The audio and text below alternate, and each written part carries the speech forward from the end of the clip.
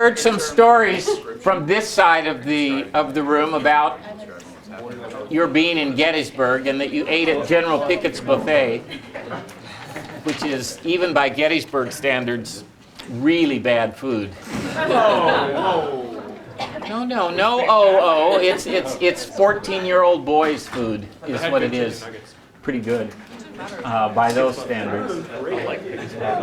And at least some people over here drank Pennsylvania wine, which is an act of incredible courage. There were tears all over the place out there.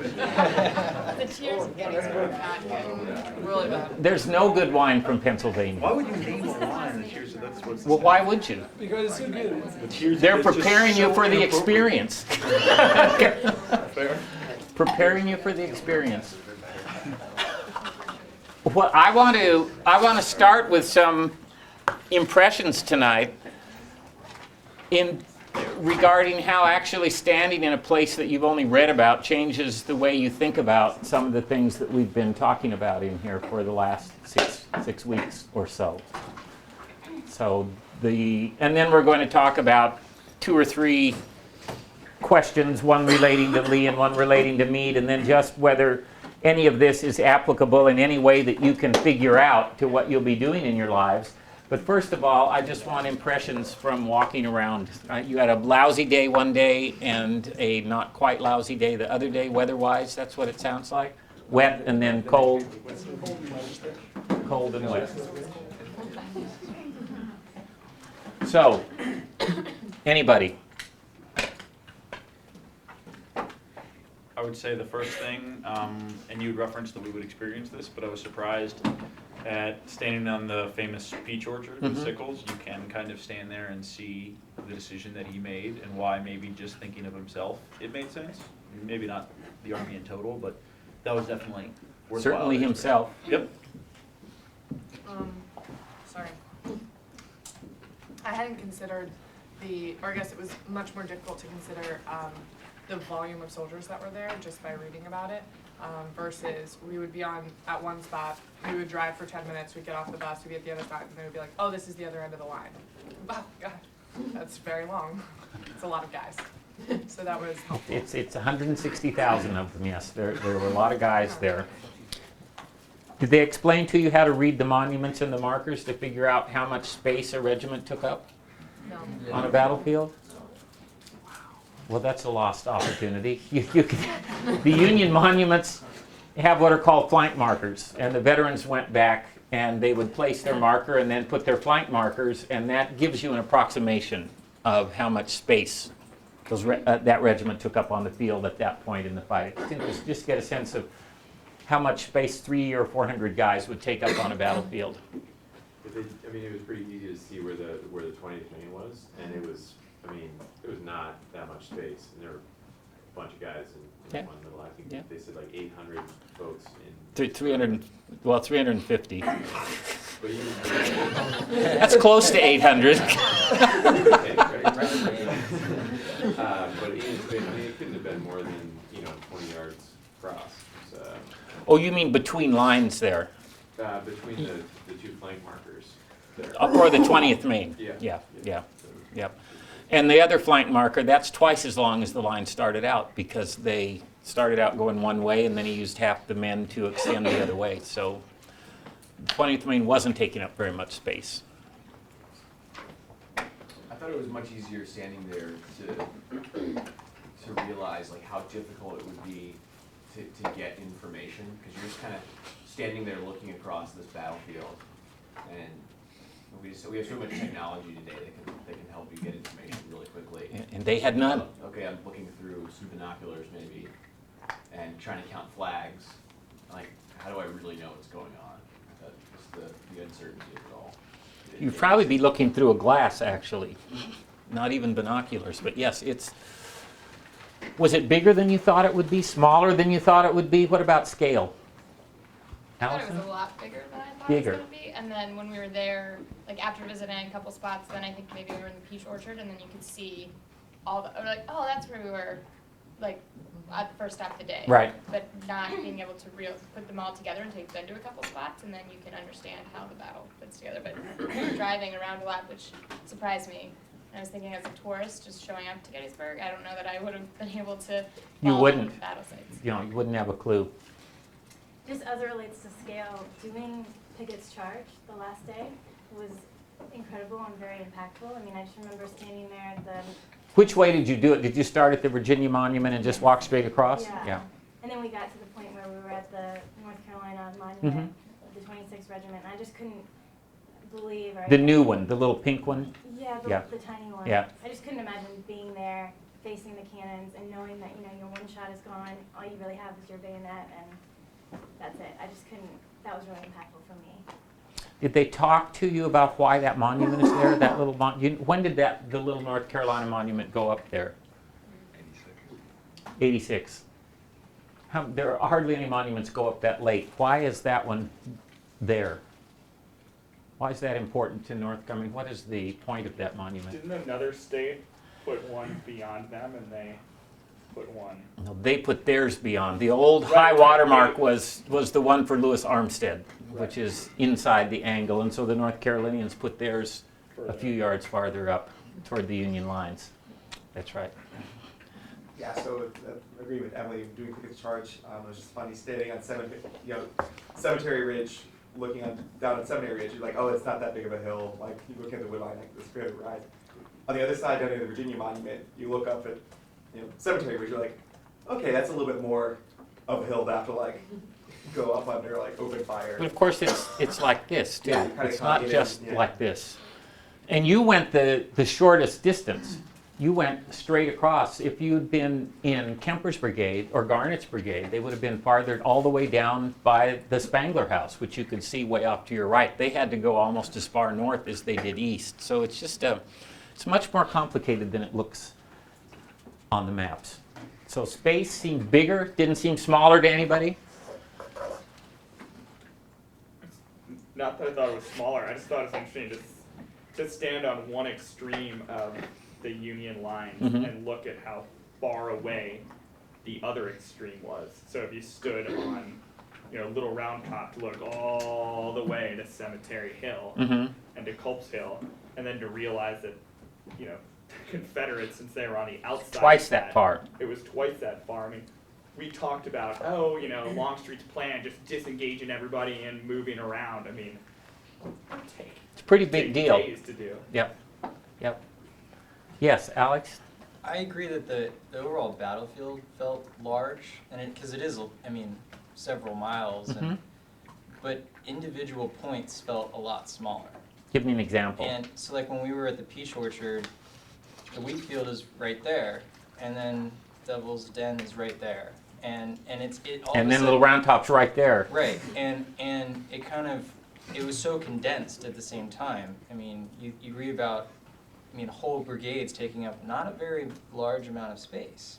And that was something that felt very small to me. I mean, we had a lot of time on Culp's Hill, and I basically walked around the whole base of it, and it didn't take very long.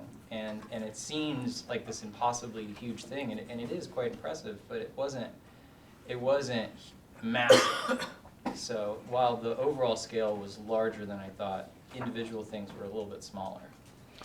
When you're standing in the Peach Orchard, can you see Devil's Den? No, because of the line of trees. There are trees in between. Yeah. Did you get a good sense of what the problem with Sickles' line was when you stood in the Peach Orchard? What was the real problem with his line? Yes, the Peach Orchard's higher. You can understand why you'd go out there because it's higher than the place on Cemetery Ridge was. But what was the biggest problem with what he did, apart from not telling anybody what he was doing and going out and doing that? Allison? The line, he created a hole in the line. Created a hole in the line. Well, he also couldn't get back. I mean, by the time he separated himself from the rest of All this is true. Couldn't get back. When he's out there, what's the problem? If you're covering Alex talked about how short a distance it is, but going from Devil's Den, which is where he had his left flank anchored, through the wheat field, up to the Peach Orchard, then all the way down to the Kadori farm, he only had 2 divisions to cover all that distance. The problem was he didn't have enough men. There's no obvious place to put his left flank when he moved out there because he didn't have enough men to really cover that distance. So when you stood in the peach orchard and you looked back toward Cemetery Ridge, you saw a long line of artillery unit monuments between you and the Trossel farm, and there was no infantry there. It was just artillery. Parts of his line had no infantry, which, as we've talked about, you can't have on a Civil War battlefield. Artillery can't be by itself, but on Sickles' line, in parts of his line, artillery was by itself because there weren't enough infantry. So not only were the other problems that all of you mentioned in place, maybe the biggest problem in some ways is once he got out to the high ground he really wanted to have, there was no good available right and left place to anchor his flanks. It was too far down to Devil's Den. Devil's Den is a great place to go and really cool rocks and irresistible in terms of taking pictures, but there were hardly any Union troops down there. And then it was just sitting there. And as I'm sure you talked about, the Alabamians just got around the flank of Devil's Den because there are no more Federals, no more place to go there. So Sickles could spend a lot of time talking about old Dan Sickles and what he did, but there were lots of problems with what he did. Any part of the field look really different than you thought it would? That it in no way aligned with what you had imagined it was going to look like? Just the wide openness of it. I mean, you could almost, there's no hiding anywhere of it, especially not hiding, 80,000, 100,000 troops. So just thinking about the way they actually engage in warfare and seeing it from what the perspective of one of the two sides was pretty neat to see. Caroline? We had talked about this in class a little bit, but seeing how the ridges really were very tiny, but how big of a difference that actually made. Yeah. So like saying it means headquarters looking up, not being able to see the Confederate line. Yep. And it didn't even seem like that big of a ridge. Part of it, when you walked on your Pickett's Charge, you got to a place where you couldn't even see Cemetery Ridge from there. You were closer to it than where you started, but you can't even see it anymore because you've gone down so far before you come back up, and then it's right in your face, which would have been an awful place to get for the infantry. But yes. I thought the terrain at Little Round Top and Cemetery Hill were, with all the rocks and everything, was not at all kind of how I pictured it. For whatever reason, I kind of pictured, gently sloping. That was just harder to get up, but there were rocks and things that you could hide behind, and that made it difficult. They dipped and fell in different places. I just thought it was, it's just like, it's messy terrain right there. It's very messy terrain. Yeah. Yes, it is. Messier, a little less messy on the first day than on the... Yeah. Did you go to Barlow's Knoll the first day and talk about Frank Barlow's move out there? We talked about it. You didn't do that. Poor Barlow. You didn't... So what on the first day you went to McPherson's Ridge, talked about John Buford and John Reynolds, and then went to Oak Hill, talked about roads, and then where'd you go after Oak Hill? Cemetery Hill. Oh, okay. All right, then we won't talk about Barlow anymore. We'll just pretend Frank Barlow didn't happen. Poor Frank Barlow. Anybody else? About the ground. No more impressions of the ground. Okay.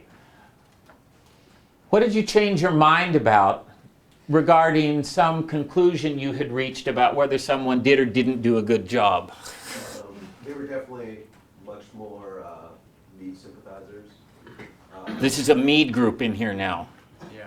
I don't know if I'm fully swayed, but I definitely have more of a favorable opinion of him than when I arrived. And what brought this change? Just that him entering into a new organization, managing his peers, basically, and communicating better with his peers, and also seeing that while he was fighting Lee, it was him who beat Lee. I don't know. How did the ground change your notion of that? Oh, I think that was. Okay. Yeah, just say with Kenny's saying there, that I don't think it was the ground that changed it, but when we started shifting the discussion from a tactical discussion to a management discussion, I think that's where he emerged more to me as a strong leader, in that he realized the position he was in and didn't try to just dictate exactly how things would go, but instead was able to have a discussion with his peers that they actually felt like they were making the decision and they were very aligned in what they were doing. Who are his peers? What's that? Who are his peers? You both used that word, his peers. 2 days beforehand, his peers. Yeah, we're not talking about 2 days beforehand. Who are his peers on July 2nd and 3rd when he's there? We're saying those same guys that he still viewed as his peers, even though he had. Okay, that's different to say he viewed them as his peers as opposed to calling, because they're not his peers. Right. They're not his peers. They don't get to make the final decision. So, go ahead. He made them feel like they had a strong say in the final decision, which created more alignment in what they were going to do versus when you look at Lee's side, he made that decision all alone. It seemed like each day he made that decision all alone, and you see the ramifications, other than Longstreet acting out in one way, but you see that they don't have as much alignment in what they're doing, and that it's much more dictated by him, and so that's something where you see in the business world as well, that can fail a lot of times. We've got a critical mass over here in this corner. I remember being a little surprised, especially the first day, how many decisions that me and the other union officers had to make to even fight there. It seemed like it wasn't very obvious that they should fight there versus stay where they were. Kind of was like Tinsley Town or something. Well, they were in different places. Tawny Town, some were at Tawny Town and some were in other places. But I remember over in Sun in the Valley, you kind of just think that it was obvious what they did, from what they should have done, that the Confederate Army then just attacked them, but they had to make a whole lot of decisions. It ended up being, I think, pretty good ones just to even fight there, and to kind of navigate and organize the youth army during the 3 days. So I was more impressed with their leadership than I thought initially. Let's switch over here for a second. So for me, maybe the biggest was Longstreet, and that he was really right. I mean, especially for the picket charge. Did they take you on the flank march? Did you get to the high place right past Black Horse Tavern where you can see? Okay, go ahead. So I think that, I mean, he was definitely right that attacking so frontally was not the right decision, especially when you have in front of you 90,000 Union forces, much more cannons than Confederate had. So definitely would be probably the better decision not to attack, especially not on the last day. Because I feel after the second day it was pretty tight. It was not obvious who will win. And then maybe without the frontal attack on the third day, maybe Confederates would have better chances to win the battle. Luke? I think I appreciated more what John Buford did on the first day. Just being able to show up on the scene, gather that ground, and quickly figure out if this is a good place or not, and kind of to pick out the terrain and be able to communicate that back at the earnest. I mean, for me, that was my 4th time at Gettysburg. It took a day to kind of wrap my head around all the geography of that, and he did it. I mean, very quickly. Was able to lay out and saved that position for the Union. He'd been there the day before too, so I mean, at least he'd been there a little while before that morning. But yes, he picked out a good place. Made sense. And he was even able to kind of see how he thought the battle would unfold and what, to not just immediately gravitate to the highest and most prominent terrain, but to actually set his position forward. Well, what was Buford's goal? We talked about this a little bit. What's his realistic goal on the morning of July 1st? Delay. Yeah. And delay for how long what? A couple hours. Yeah, that's a very optimistic view of what he could do, and he ended up doing it. He didn't have to keep them quite 2 hours, but he kept them, he did exactly what anyone would have expected a first-rate person to do in that position. Next is appreciating the logistical challenges. So once, for example, after 3rd July, the picket charge was done, and just gathering your troops, gathering the dead, gathering the wounded, separating that, and kind of led a little more appreciation of why possibly Meade had to delay a little bit before he could go that, because he had to get his men together, he had to get people together, he had to make sure that he had the supplies. So I think just some of those, some of the things which may seem very easy while you're talking about it, but to do it when you're there in between tens of thousands of people and actually being able to communicate your message to all of them, to be able to get them into action. I mean, it's tough, I guess. It's always easier to imagine it than to do it. No question about that. No question about that. Jeff? Yeah, similar point. I think being put in the position of making those decisions was really enlightening. I think, you know, I still think that Lee probably should have attacked on the second day, and that Meade should have launched a counterattack, but like being placed in the, here's the situation, and here's the decision you have to make, I think it would have been really difficult to make any decision than the ones that they made. Marcos? I was very impacted, was very impressive to do the pickets charge. At some point at the middle of the charge, of walking, I was trying to imagine the number of people who were probably dead on that ground. And when we finally got to the end of the walk, the Marine mentioned people were coming here, the Union lines were avoiding to keep shooting and say, please, we don't want to shoot you anymore, just surrender, please, we don't want to keep impacting that much of damage to our people. And that experience made me think of the final decision whether to go, Meade's decision to go after Lee's when he was retreating, and probably how much of emotional stress or perception he had about, I've killed so many people already. I'm not sure if I can keep,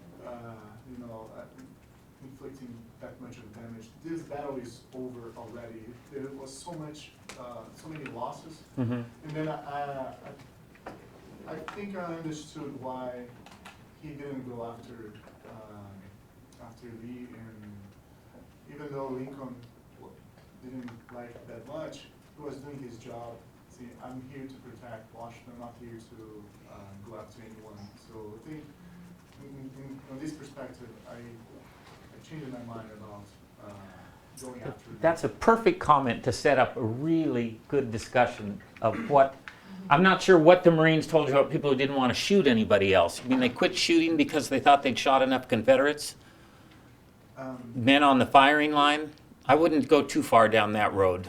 I think they were happy to shoot Confederates at Gettysburg, and they wouldn't have chanted Fredericksburg at them if they hadn't felt pretty strongly about that. They'd been shot lots of times themselves, or shot at lots of times themselves. But the notion of Meade's doing what he should have done and then stopping because his job was to protect Washington, and he had protected Washington, and therefore enough is enough. Let's talk about that. What is that? Anybody else have any thoughts about that?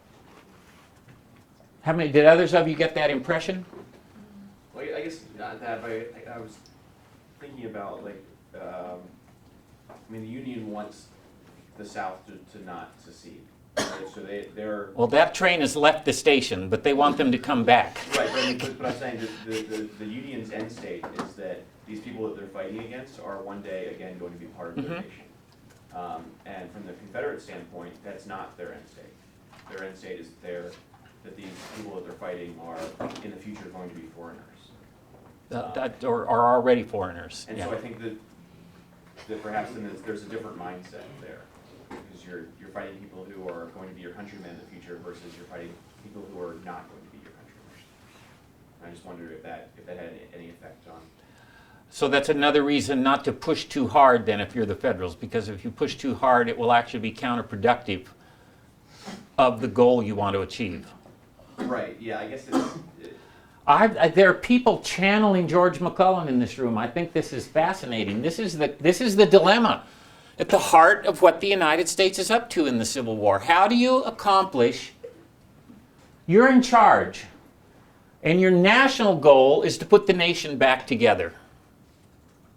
So yes, people from Virginia are going to be back in the United States if you win the war. I'm pointing to you because you are the United States right now for the purposes of so that's your goal. That's your goal.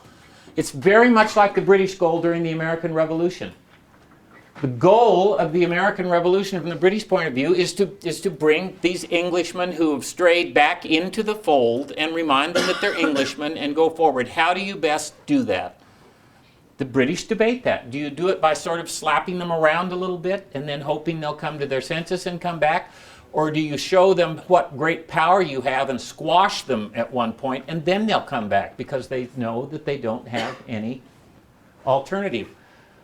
You've both put forward the great case for just demonstrate enough superiority to them that they will come back. But of course, the flaw in that approach is the one that you mentioned. They don't want to come back.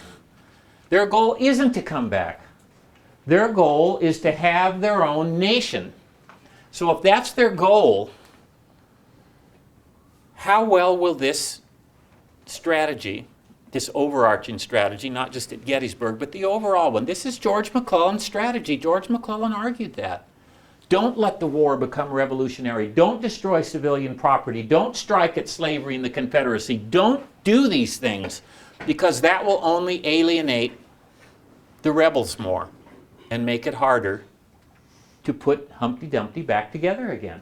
The way to do it is to just show enough superiority. Just show enough. Well, how had that been working so far in the war? Where are we in the war in June and early July of 1863? Are you closer to convincing rebels to come back, or are you farther away from convincing rebels to come back? Way farther away. Because they've had 2 years of a great war to hate you more than they did when they seceded. Because now your armies have been marching across their hinterlands. Now you have announced that you're going to destroy slavery. Now all of these things have happened. And so it's a vastly different world than it was in the spring of 1861, or even in the spring of 1862, when George McClellan was still in charge of the Army of the Potomac. But I think this is fascinating. That's two. Did everybody reach these? I want to hear if there are other notions here about there's a real lag here, and I'm waiting for you to step up on this side of the room. Yes, Laura? So I was very pro-Meade before I went, but then after hearing the letter that Abraham Lincoln wrote to Meade but never sent, that kind of shifted for me. He never sent it, but he knew that Meade got the gist of it, yeah. I guess hearing that and hearing how strong of a response it was made me think, made me, I guess, a little less confident in Meade. So that was kind of a change for me. I'm still not sure exactly how I feel about it, but that was... Okay. I mean, I just think that Meade acted entirely out of fear. I think it's easy for us to look back and say, oh, we should have attacked, but I was struck when we were kind of talking, looking at, Cemetery Hill, talking to Marines about how, after Pickett's charge, the Union basically just sat there for 24 hours to see what was going to happen. It did, yeah. I think we were almost imagining a scenario which Meade would have counterattacked Lee. I just think, with the personality of the Army at the time, that just never would have happened. I think they were still too afraid of Lee. I think they were, too afraid what was going to happen. They were waiting for, even after Pickett's charge, I still think they were waiting for another Confederate attack. Right. And so I think that Meade was almost just relieved just to see Lee packing up. Well, I'm sure he was relieved. I'm sure he was relieved, yeah. I'm sure he was relieved. There are 4 hands up back here. Just. I also think on top of that, I was exhausted walking around there.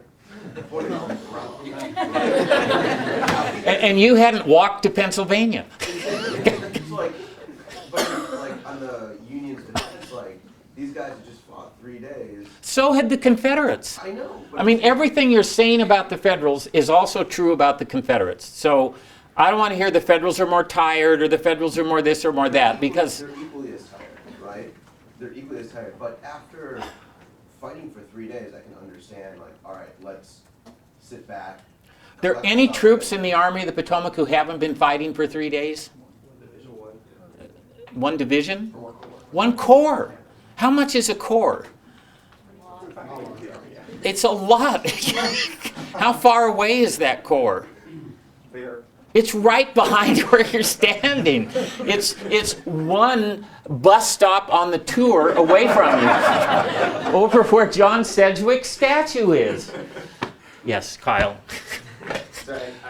So certainly recognized that they had maybe 20,000 men sitting. My role is emerging now. I can tell what I'm supposed to do, so I'm just devil's advocate for the rest of the night. So Yes. I think part of what I recognized about the ground and just being there was biggest charge wasn't just a one-way battle. Like, yeah, walking up to Cemetery Hill was extremely difficult, but if you look at it from the opposite perspective, if the Confederates dig in back at where the Virginia Monument was, that was not an easy attack for the Union as well. And I think even with turning those guys around and saying, hey, you know, new corps, go after them, it's pretty similar to what Pickett's charge did in the opposite direction.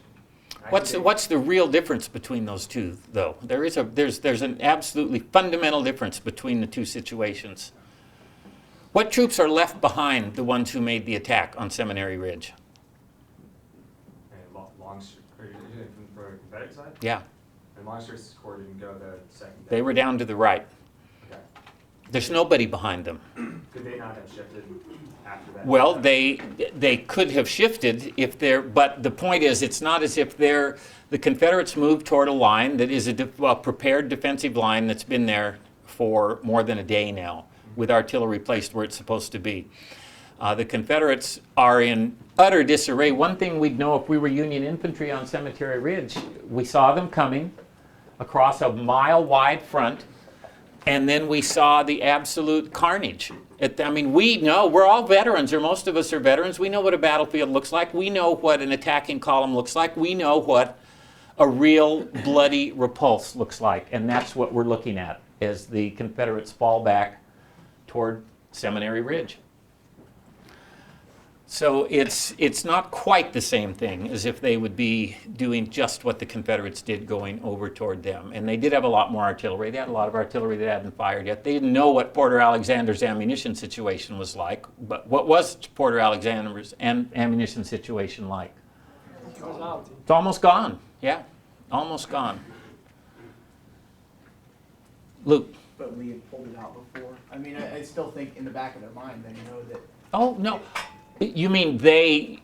I mean, like George Meade and company. I think you're right. And there is a point to all of this. Yes, there's a factor that's percolating here that really doesn't have anything to do with what the actual conditions on the ground are. This goes all the way back to the very first day, evening, that we talked when we talked about cultures of command. I think what Marcos, I think the comments from over here are directly appropriate to what we were talking about the first day, and that is, what is your set of expectations? What do you envision the role of your officers to be?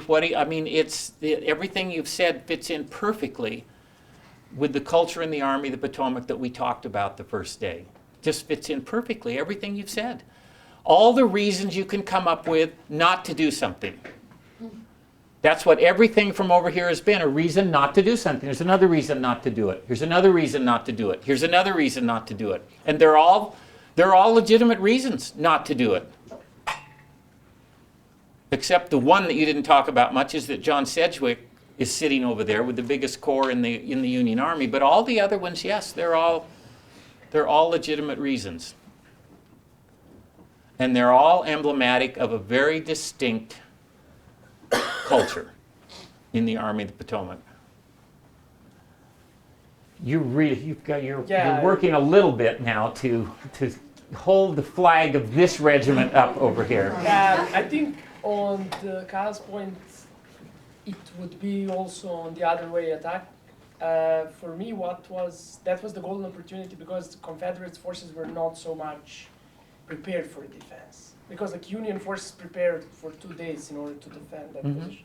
So yeah, I believe really that Meade missed the golden opportunity to maybe even end the war.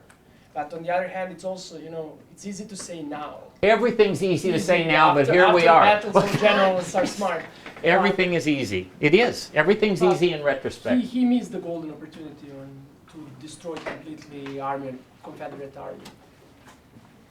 I absolutely agree with that, and I think, but what struck me most when the Marines reread the letter from Lincoln was that Lincoln obviously recognized immediately the significance of that opportunity, and I'm sure there are others, both at the time and then retrospectively. And I think I was struck by, I think great leaders recognize their moment in history and then seize it. And I was just thinking, notwithstanding all those concerns that have been talked about, you also have to recognize the uniqueness of the opportunities that you find yourself facing, and then seize them, regardless of, and then even acting against your better or your cultural instincts and the baggage that you may bring to a situation. And that's what I was left with, was Lincoln, I don't think would have. What would Lincoln have said about the argument that we don't want to inflict more casualties? Because there's a bigger argument he would make, a much bigger one. I mean, it's war. Isn't war? No, it is war, but what will a really decisive victory do? End the war and stop. It'll chop off untold casualties on the other end, because it'll take care of it here, instead of, as Lincoln put it in his letter, prolonging the war indefinitely, to use his word, indefinitely. Well, how long did indefinitely turn out to be? Turned out to be 2 years. It turned out to be another probably 350,000 dead. That's what indefinitely proved to be in the case of this. I'm not saying it would have ended the war to counterattack on July the 3rd, but I'm saying that's what Lincoln would have argued is in the balance there. And that's the potential. He would have said the same thing after Antietam. You're in a position after one day at Antietam to really do something, and what do? You wait a day and watch Lee, and Lee gets away. That happened on September 18th, and what happens here? You wait a day, and there goes the Army of Northern Virginia, only here it's more complicated because it's raining and they can't get back across the river. So I'm not much of a Meade sympathizer, but one thing I did not know of was the original order that he received from Halleck, and we read that. And what was the original order? And if I recall, it was to defend Baltimore and D.C., and to drive Lee out of We talked about that in this very room. We said exactly that. Meade is told, don't let them capture Washington and get the rebels out of Pennsylvania. Right. You've been in command for 3 hours, and that's what we want you to do. But what our Marine instructors pointed out to us, which is an interesting way of thinking of it, is that it did not say destroy Lee's army, which is kind of a slightly different take on a set of orders, which is true. And what they pointed out was that they technically Meade he fulfilled his orders, but did not get to the big hug to Meade. But do you think when Jefferson Davis sent something to Lee, he said, and by the way, destroy the United States Army? No, he didn't. He didn't write orders that way, and you wouldn't have written an order that way, destroy the rebel army. It is, I'm not going to talk too much. It's just different attitude. I mean, Lee is an empire building, crush you, put my foot on your throat kind of guy, and Meade is not. And Lee is I'm going by my gut tells me to go this way and do this, and we're going to do it. Meade is let's sit back, let's get the war council together, let's think about this for a second. He's a little more cautious guy. And because of that, he's low on supplies for some of his troops. Yes, he's got one fresh. Wait. No, really. I've heard supplies 3 times now. 3 times. How far is Lee from his supply bases? 13 miles. 13 miles? He's in Pennsylvania, for God's sake. Yeah. Who has the longer supply line in this battle? No, Meade doesn't have a longer supply line. Lee is infinitely farther away from his supply lines than Meade is. Meade is not that far from Washington. Meade has a major road come right up in the middle of his lines that goes straight down to Baltimore. Yeah, if Lee would have been in Meade's position, Lee would have killed him. No, but we're talking about supplies for a minute. I just want us to get to certain things in mind. I mean, the supply situation, Lee's been grabbing lots of stuff from the countryside. Lee can't grab artillery rounds from the Pennsylvania countryside. He can't grab medical supplies from the Pennsylvania countryside. There is an inherent advantage to Meade in that regard here. His supply situation is much more secure than Lee's supply situation is, where they are in Gettysburg. Lee is far more exposed in Gettysburg. Meade doesn't have a river that might be a problem to cross between him and safety in some ways. Lee does. So one is certainly more exposed than the other, and it isn't George Gordon Meade. in that regard. It's Lee who's more exposed in that regard. He could have had a perfect situation on his hands, and he still wouldn't have done it. That's just not who he is.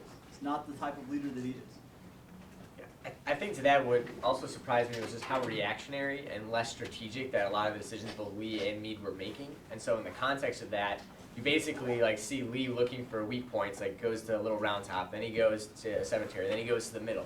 And Meade's just basically moving guys to deflect those. So when Lee retreats, there's no reaction that Meade needs to do there. And I think that's like been his plan the last 2 days. Like, all right, wherever Lee goes, my goal is just to stop it. So when Lee leaves, there's no natural reaction for him, and that is the type of leader I think he is. I think it's like also his first battle, like as the commander. I think that Yeah, also absolutely. changed it.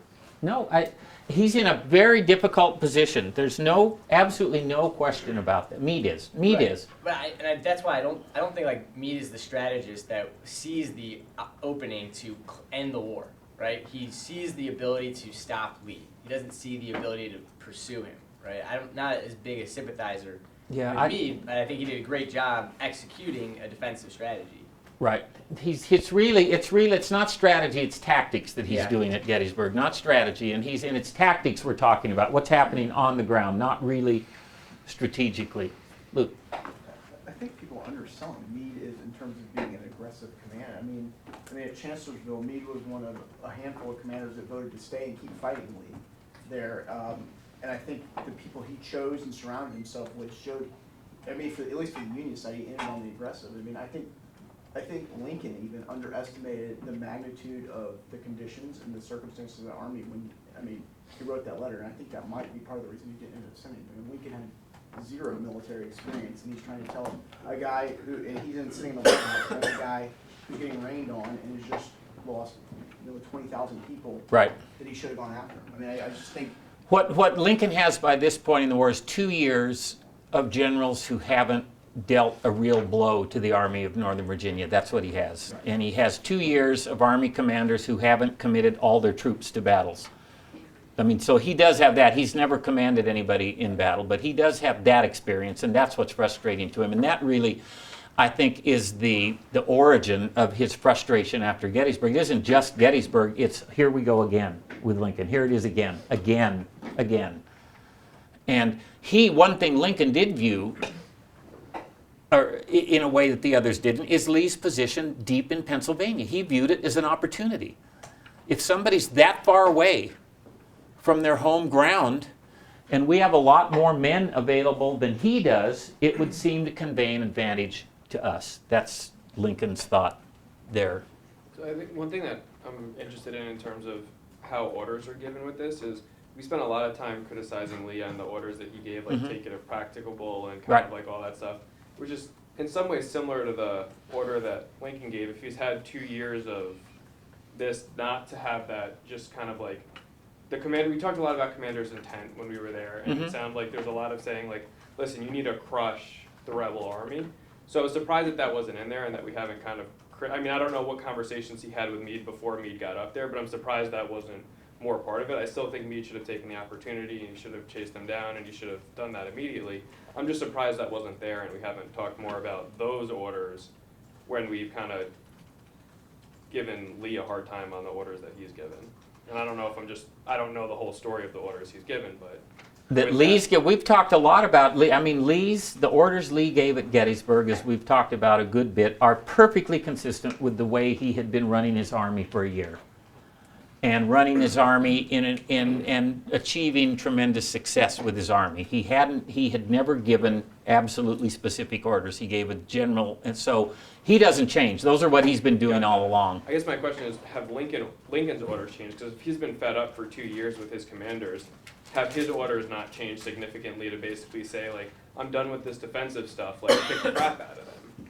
Like, have those changed to some extent to be harsher? If you tell somebody to drive the rebels out of Pennsylvania, they have to that's giving an offensive order. It ends up being a defensive battle, but the overall goal there is offensive, to get them out of Pennsylvania.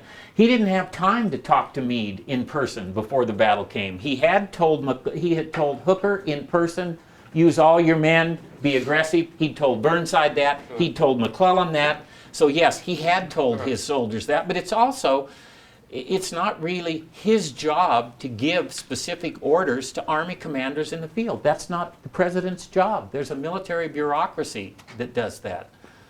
And I mean, they talked to Lincoln. Lincoln makes his wishes known, but his wishes were very well known. Nobody was confused about what his wishes were at that point. And he had generals in the West who were actually behaving that way, the way that he wanted his generals in the East to behave. I wish we didn't have time to talk more about U.S. Grant in this class, but if we had really gotten to know Grant and to talk about Grant, and then imagine dropping Grant into the picture at Gettysburg, it would be unfathomable that Grant would have behaved the way that the high command of the Army of the Potomac behaved at Gettysburg. Just would not have been possible that he would have behaved that way. So in your opinion, Meade's lack of chase is a failure in leadership? I think it's a lost opportunity. I understand why he did it, but just as I understand why Lee ordered Pickett's charge. I don't think it was a good idea to order Pickett's charge, and I don't think it was a good idea not to commit your reserves in the wake of Pickett's charge on the Union side either. No, I don't. And I know it's easy for me to say that. It's easy for, as I said, for all of us to say everything. But I think he should have been more aggressive. Even though he's been in this great big battle, they've both been in a great big battle together. And it's gone more the Union's way than the Confederacy's way. Certainly after the third day it has. They have eyes. I mean, it's the Chico Marx test. It really is. You have your eyes. You look out and you see the aftermath of the Pickett-Pettigrew assault. You see it. It's right there in front of you. You don't have to imagine that you have crushed a significant part of the rebel army. The detritus of that effort is right in front of you. All three of you have your hands up here. I mean, I'm going to come back. I mean, I was Lee tried to flank him on the first day, but he went straight to the middle than expected. I mean, this has just been another maneuver. I mean, for him, I know he's taken lots of losses, but I mean, didn't they take the same amount of losses in total in the war? Like, I know they had more men, but on total, I think they take the same amount of casualties. You mean total casualties? Total casualties, yeah. Union had more casualties total in the war. But I mean, like, this is just, if I was me, I'd be like, Lee wants me to move back, like I did on the first day. Then I got the high ground, and it's going to be exactly the same tactic. Just move back and then get out of position. At least Right. out of position. And this is the first time we've won. I mean, now we have to give up. The one thing that let us win was this territory. Now we're giving this up, the first victory. And that must be very difficult. It was so difficult he didn't do it. Yeah. Yes, I think that's true. I think that's true. Marcus, you started all this. I guess I'm not as belligerent. What are the guarantees that Meade would have that if he made an attack while he was retreating, he would actually end the war? What kind of guarantee he could have that he really was losing? That's the guarantee. That's the guarantee that anything we're talking about would happen. There are no guarantees. There are no guarantees. None. On the other hand, a really powerful blow against the Army of Northern Virginia is the most effective thing the United States can do to weaken the Confederate war effort, because the Army of Northern Virginia is singular in the Confederacy. It's not one among equals of armies. It's the Army. There are other armies in other places that lose all the time. It's the only army that ever wins. Lee has assumed a tremendous position in the mind of the Northern people as well as the Confederate people, and so a real defeat of Lee would magnify the benefits of a victory, because it's Lee that you're defeating. And we've talked about what the outcome is. The outcome of this victory for the United States in terms of Confederate national morale and Confederate expectations from Lee and his army was that. It had no effect on Lee's reputation in the Confederacy. I mean, literally none. None. Confederate expectations for him did not drop. The Confederate belief in him was not wounded. It's just incredible. It's incredible. I think a more decisive victory would have yielded much greater good for the United States in that regard too, because Confederates wouldn't have been able to sort of wave it off the way they waved off Gettysburg. That's always struck me as it's hard really to understand it, why this didn't have more impact on his standing in the Confederacy and his position as a leader and belief in him, but it didn't. It didn't. He explained part of it. I mean, we'll get to Lee in a minute. Kyle? Just gonna ask, flipping that, I understand the perspective on Confederates, but what was the effect of the win at Gettysburg, was the defense of Gettysburg for the Union? It's almost exactly what Lincoln said. Lincoln, what's the first part of Lincoln's letter to Meade say? Not Lincoln, the general people. Yeah, I know, I said it's almost exactly what Lincoln's was. What does Lincoln's letter start out with to Meade? Something about it being great. Great victory. Thank you for this great victory that you and your army have given the Republic. Thank you, thank you. Now, let me tell you why I'm disappointed. There's a lot of that in the reaction behind the lines. The immediate reaction is great. The rebels are defeated. The rebels are retreating from Pennsylvania. And then a little time passes and we lost an opportunity. There was an opportunity to do a great deal more here than we did. And they tended to compare it to what, which made it seem all the more of a lost opportunity. What do they compare Gettysburg to?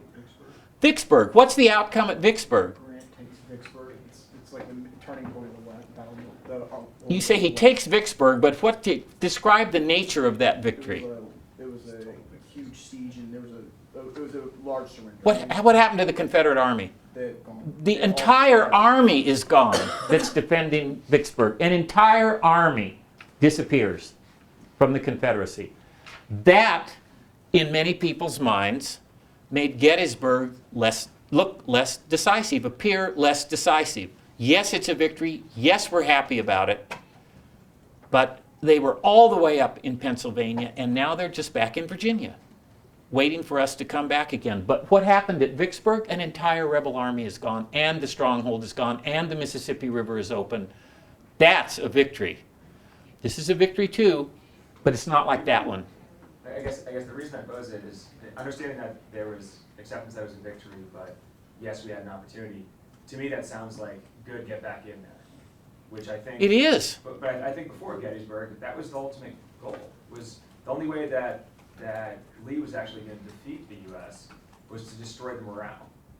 And the opportunity that you've already created with this positive morale boost by defending Gettysburg is, I think, significantly better than the potential of going and losing all of that morale if you attack and you lose. Because if you're playing the war of numbers... You are, Kyle. You're playing the war of numbers, and that's an interesting war to play. But when does United States morale bottom out in the war? We've talked about that too. It's the year after Gettysburg. It isn't as if by doing this you've protected Union morale. Now we're going to be okay. Now the war is going to go the way we want. No, the low point comes the following summer. Not in the summer of 1863. What did Lee say would happen after Gettysburg? What was his take? Did the Marines read his comments to Major Seddon to you about his debriefing of the battle? He said, yes, we didn't win a victory, obviously. That's an understated part of his sentence. But we conquered a success, he said. Didn't win a victory, but conquered a success. The way he defines success is twofold. Is the logistical side of it, which had been vastly successful for a number of weeks. The other one is, he said, that army, the Army of the Potomac, is so damaged that I'm sure I quoted this to you before, is that they'll be as quiet as a sucking dove for 6 months. And in fact, we know it was 10 months before the Army of the Potomac really engages with the Army of Northern Virginia again. It's 10 months. May of 1864. May of 1864. So the biggest, most important army of the Republic doesn't really do anything for 10 months after Gettysburg. Is that an optimal use of your most valuable asset from military asset, to use military language? No, it's not. It's not. It's a measure of how disappointed they were in Meade, and not just Lincoln. They basically said, okay, we can't expect anything from him. Let's just let him kind of hang on in Virginia, and we'll focus elsewhere. Well, let's just hope he doesn't screw up in Virginia while we try to win. That is their attitude toward Meade after Gettysburg. Fair or not, that's the attitude. And what does he deliver in those 10 months? Not anything. Nothing. So if Lincoln, for 2 years prior to Gettysburg, the first 2 years of the war, was so frustrated with the, just the kind of defensive nature of the Army, not the aggressive, why did they continue to pull, the Army leadership from the Eastern Theater? I mean, They didn't just pull from the East. They brought John Pope from the West in 1862. I guess, Lincoln was an early defender of Grant, even when people wanted Grant removed, he said at least he fights. Why wasn't Grant tapped earlier then? Well, because you can't, if you could clone Grant, it would be great, but you need to win the war in the West too, and Lincoln actually thought the war in the West was more important. It frustrated him that almost everybody else thought the war in the East was more important. But no, he wanted to take the Mississippi River. They've got Winfield Scott's program in mind of taking the river and dividing the Confederacy, and Grant is out there doing a lot of good together with some other officers. Halleck was in the West. He brought Halleck east. He eventually brings Grant east. But first they win the war in the West, and then they bring them east. Key people. There aren't enough to go around. It's the same reason that Jefferson Davis doesn't send Robert E. Lee to the West. Yeah, there's only one of them. So you have them in one place, and good things happen. Allison? How many armies are there in the Confederate and in the North? Well, there were 3 main Confederate armies going into this campaign, the one defending Vicksburg, and then the Army of Tennessee, which was in kind of southeastern Tennessee, and the Army of Northern Virginia. Those are the 3 main ones. After the surrender at Vicksburg, there are 2 main Confederate armies. Army of Tennessee is the main in the west, Army of Northern Virginia in the east, but there are other armies, several other armies in place, but those are the 2 big ones. For the United States, it's the Army of the Potomac in the east, and then all these armies named after rivers in the west.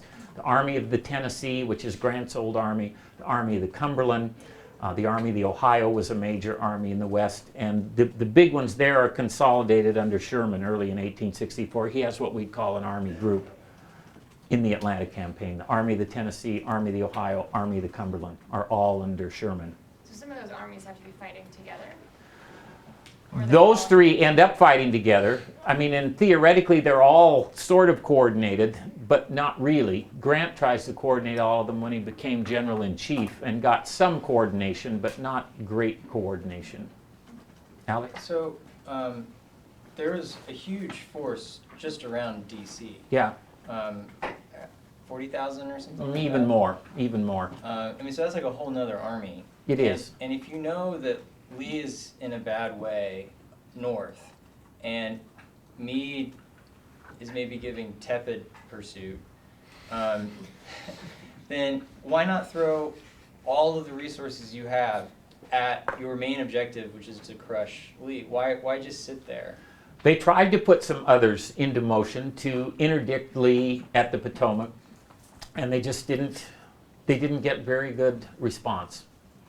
Did not get very good response. Same thing was true after Antietam. There were thousands of Union soldiers nearby, and they just didn't figure in it. What about the other generals in the army? In the Army of Potomac, because we know that Meade had this war council. Mm-hmm. Were they were they for attacking the Lee after the? Well, you talked with the Marines about the councils of war. Yeah. You answer the question. How many people said, let's attack the rebels in those councils of war? Well, I'm not sure if we talk about the Council of War after the battle.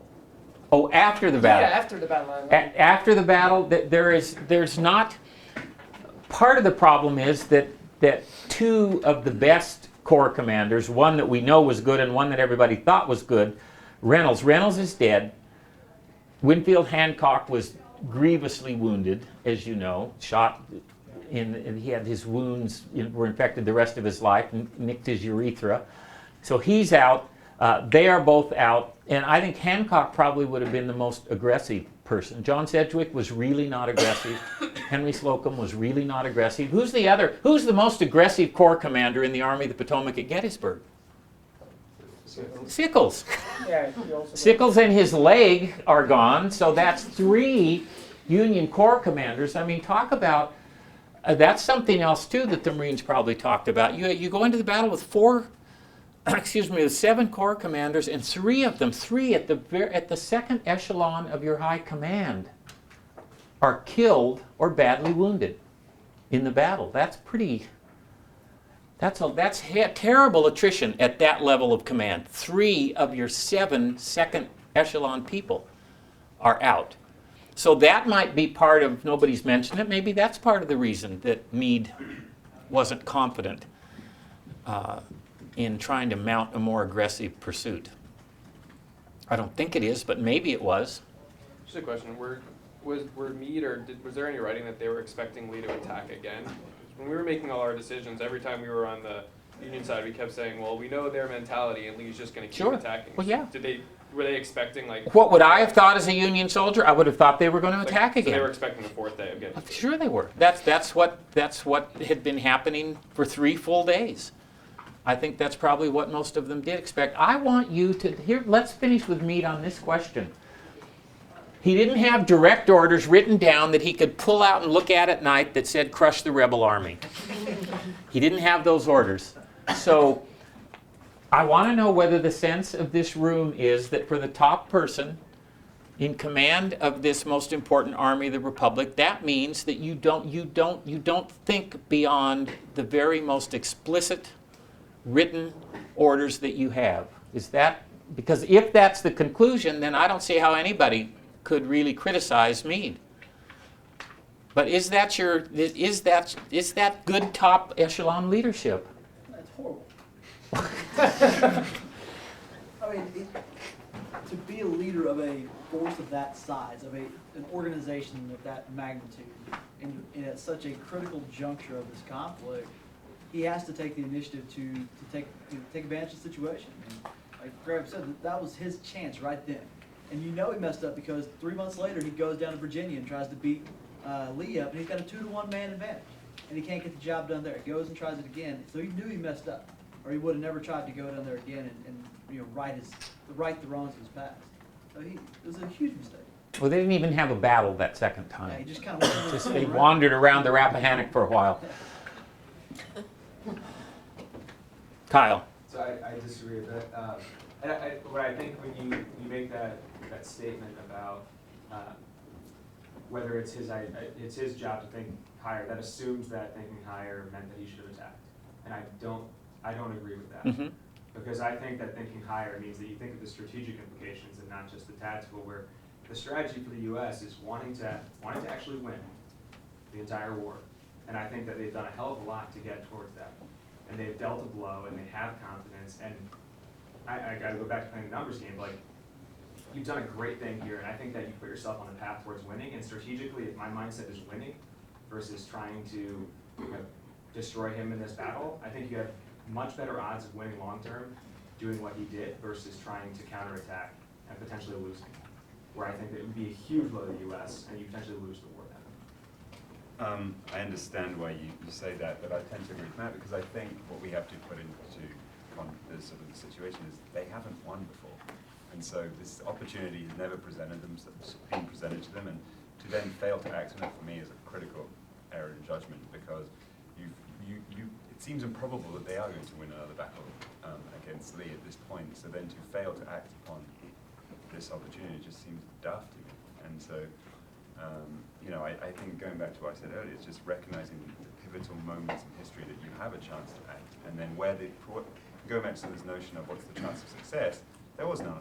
What's the probability? It's still 0, but it's now slightly higher than it was before, and so you have to take that incremental improvement in your odds of success and then leverage it. This was a 0% certainty. Yeah, right, certainty, not probability, certainty. But the probability of success just went up incrementally. Yeah.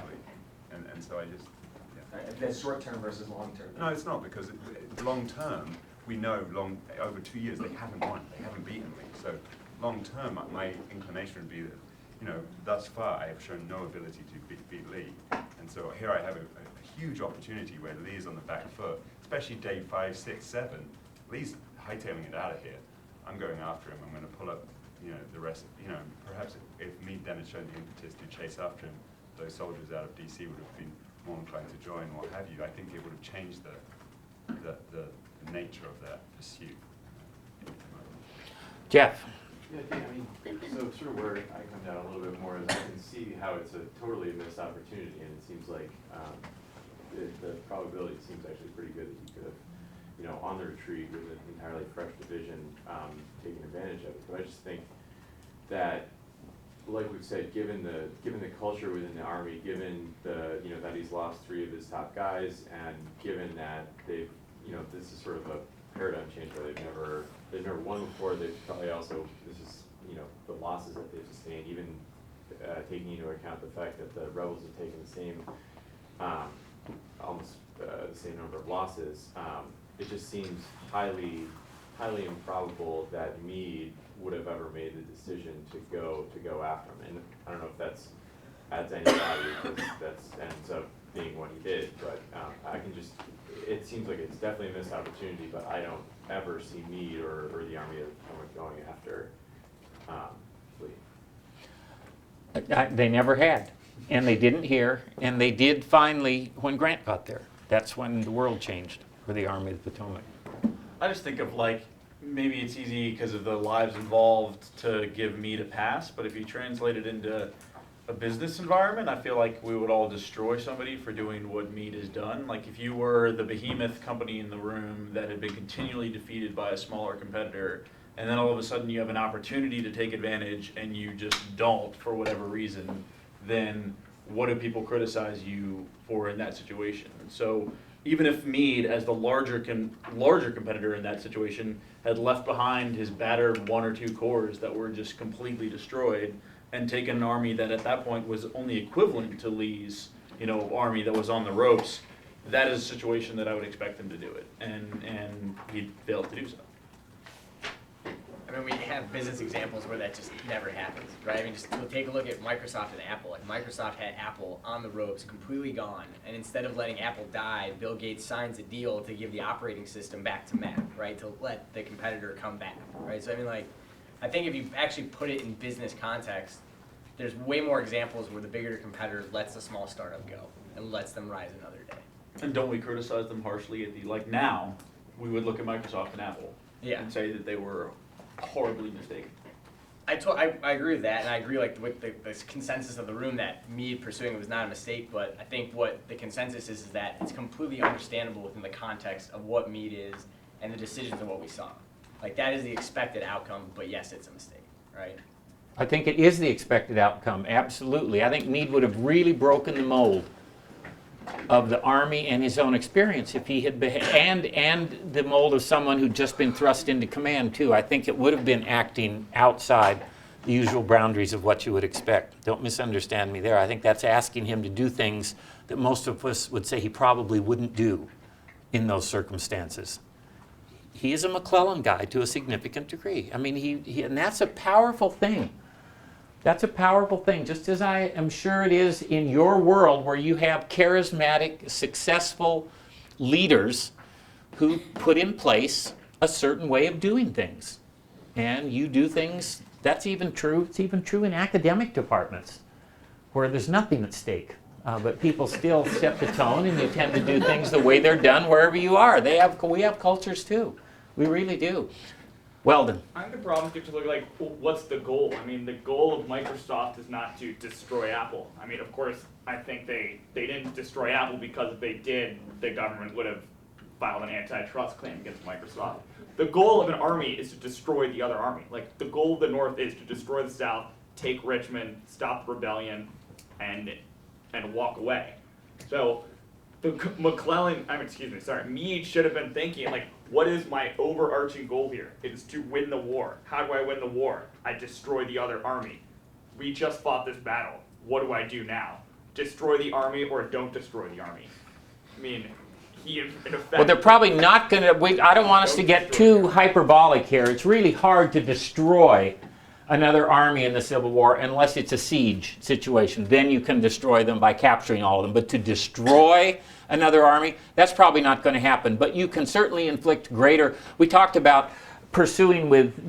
So you have 2 corps out of action. That's a smaller army of the Potomac. But Lee's army is proportionately, of course, even more diminished than the Army of the Potomac is. And the Federals would have considered it probably equally diminished. So if equally diminished, if we start with a 20,000 man advantage, we maintain that 20,000 man advantage as we go down.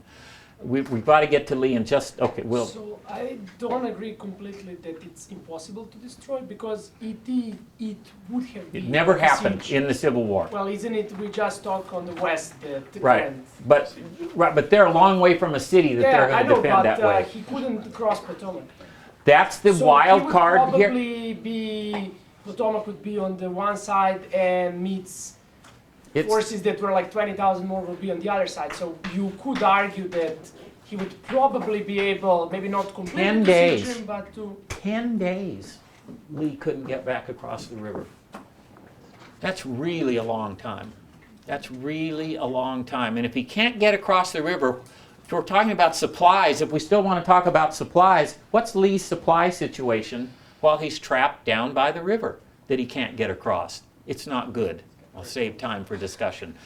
It's not good, and he's burdened with this immense volume of trains that he's trying to get out of Pennsylvania, including being encumbered with vast numbers of wounded men as he gets out. He's in a really difficult. It's chaotic to win a big battle like this. It's more chaotic to lose a big battle like this. Let's talk about what should have happened to Lee after Gettysburg. We know Lincoln wrote a letter to, did they read Jefferson Davis's letter to Lee? Did the Marines read that to you while you were on the battlefield? Did they tell you that Lee offered his resignation after the battle? In a sort of, tell me you love me way. I mean, that's how I read that letter. Oh, people are saying they're mean things about me, and if they say mean things about you, you shouldn't be, no, you can't really be in command anymore, so I think it's better if you put someone else in my place. That's basically what Lee said. And then Jefferson Davis said, no, I love you, you're wonderful, there's no one like you, and of course we have to keep you. And then Lee said, okay, then I'll stay. That's what goes on there. What should have gone on there? When the news gets back that what happened to Lee's army? I mean, I also believe, what are the alternatives? Okay, so you get Lee's resignation, whom are you going to put there? I mean, technically maybe Longstreet could be an option, but considering that that Longstreet, at least at this battle, was really not an aggressive guy, I think that he was really not an alternative to Lee. So when you don't have options, then you just keep the best that you have. So I think that was the decision that was made. Jennifer? Yeah, I don't think you can take Lee out of the equation because up to this point, he's been winning a lot of victories. He still has the trust and the respect of his men. So, you know, we talked a little bit about how, you know, he hasn't lost the war, he just lost this one battle. But I think he needs to be held to account about, like, okay, you screwed up big time this time. Let's fix it and don't let that happen again. So what do you do to fix it, Jennifer? What do you tell Lee when you sit down with him? You're Jefferson Davis. I don't. What do you want him to do differently? I want him to manage the troops and the supplies better. I want them to have better communications. I don't want to see this situation that basically got out of hand. Like, there were things that he could have fixed and done better, and I think that's kind of what we've been saying, at least this weekend and kind of in this session. There were things that he could have done to prevent the failure that he saw. So I would tell him, don't let that happen again. I'm not taking you out of command, but fix the things you need to fix now. Okay, yes. Well, Lee also kind of takes ownership for the loss. Oh, he took it immediately, He said, yeah. I made a mistake. It's on me, my leadership. All my fault, he said. That's pretty unequivocal. So, can't deny that. So he's taking the first step saying, look, I know we made a mistake here. Do you think he really believed it was all his fault? I think at the end of the day, he's the kind of guy that takes it on himself to No, win. that's a different question. He did take it all on. He took complete responsibility, but my follow-up question is, do you really think he believed it was all his fault? I don't think he set his blood on. I think he just figured out how we do it better next time. Yes? I think, and coming out to the point, I think he definitely need to figure out his direct command, because through the battle you see that a lot of things that did not work out were because, you know, either there were new people in the command or they did not do what he expected them to do. So, I mean, as Jefferson did, I think my main concern would be not Lee, but his second command and what Lee is doing to kind of build it back up. I mean, I think I agree with Jennifer. I mean, Lee's a brilliant strategist. He doesn't stop being a brilliant strategist after Gettysburg. And I think that, you know, when you look at the events of 1864 the following year, I mean, I feel like he learned his lesson pretty well to a degree. And you see a shift in strategy. You know, he's up against Grant, and you know, Grant was ultimately victorious because he was that kind of war, you know, kind of committing to total war. But his strategy of basically bleeding the Union Army as much as possible, you know, while fighting, you know, in Virginia, was almost effective and almost, you know, won the day in 1864. So, you know, I guess what I'm just saying is losing Gettysburg, I mean, it was a big loss, but, you know, I think Jefferson Davis was able to see, you know, I think Lee knew it himself as well, that, I mean, you don't get too many strategists like Lee. And so I think, you know, we could move on after. Kyle? I think I agree with that, but with placing yourself in the time before you know anything that happens in the future, I think the discussion that you want to have with Lee is how does your strategy change based on what you saw here? And I think you want to see him say, I think you all are talking about tactics more than strategy here. The strategy, you mean you wouldn't have him go north anymore, or you wouldn't have him attack on the ground? Those are two. A combination of the two. So I think there was a seemingly misalignment, at least between Lee and Longstreet. I don't know between Lee and Jefferson Davis, but on whether they were going on the strategic offensive and the tactical offensive, or the strategic offensive and the tactical defensive, and balancing both that strategic component and the tactical component. I think that Lee didn't have alignment with anybody on that, and you want to make sure that you together agree on what your ultimate strategy is to win the war, and still leave the tactical component clearly. But I want to make sure that he's changed his mind about some things. Okay, but I want you to be more specific. Change his mind about what things? That balance between the strategic and tactical, and what the But you can't guarantee when you try to implement an operational plan or a strategic plan the way we're talking about it, you can't guarantee what the tactical circumstances are going to be. So you can't say I'm going to be on the strategic offensive, but I'm always going to be on the tactical defensive. You can't say that because you don't know. Lee did not want an aggressive battle on July 1st, as we know. He walked onto a battlefield that was already in progress, and pressed it when he saw the situation. And so you can't really set that in stone. I'm going to do this strategically, but always be on the defensive tactically. A level above that then, to say, how do we win this war? Mm-hmm. I think it said this before, but his actions align with it as to whether you're trying to militarily defeat or you're trying to bleed them dry, or like bleed their morale dry. Well, the two are, in Lee's mind, are just like this. I think that's the issue. Yeah. You need to separate those. Right. And get agreement between Davis and... Yeah, how do you separate those, though? I mean, you either agree that those are linked or you don't. So you're saying he should have told Lee, don't try to have big bloody battles anymore. Just operate on the defensive. I think he's saying that you want to get the morale out, but we don't have enough men to sustain this over time. Lee knows that, yeah. But his actions don't seem to dictate. I mean, well, it depends on what it depends on what his actions lead to. I mean, that's precisely the point. The only thing that lowers Union morale is defeats on the battlefield. How do you get defeats on the battlefield unless Ambrose Burnside is your opponent? I don't know how you put that in a business context, unless your business opponent is such a dolt that he does everything that just helps you, as if he says, how can I help you? Okay, I'll do it. If you don't have Ambrose Burnside to order attacks up Marie's Heights, you can't guarantee that you can't fight the war that way, because if you're always on the defensive, what tends to happen in the war? What is it? What's the end game of that often? It's sieges. If you're always on the defensive, you're going back to Richmond. That's what did happen in the end. You go back to Richmond, you went back to Vicksburg, you hunkered down at Fort Donelson.